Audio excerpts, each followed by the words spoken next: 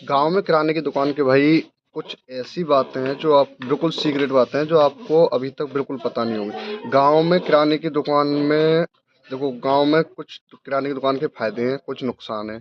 वैसे मैं आपको इस वीडियो में तो कुछ फायदे ही फायदे बताऊंगा, अगली वीडियो में इसके नुकसान बताऊंगा। जैसा पहला फायदा है इसमें क्या, जैसे गाँव में ग्राहक फिक्स होते हैं भाई।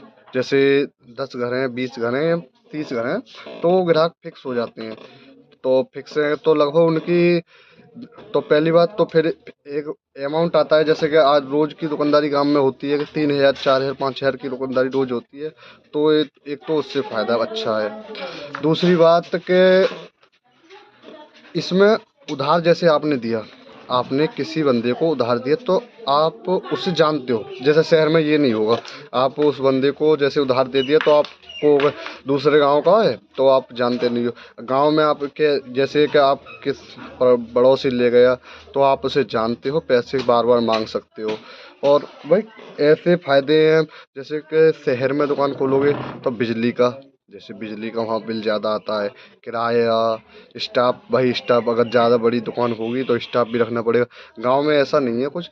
गांव में छोटी दुकान होती है, किराया अगर आपकी घर की खुद की जगह है तो किराया ना के खुद कोई किराया नहीं।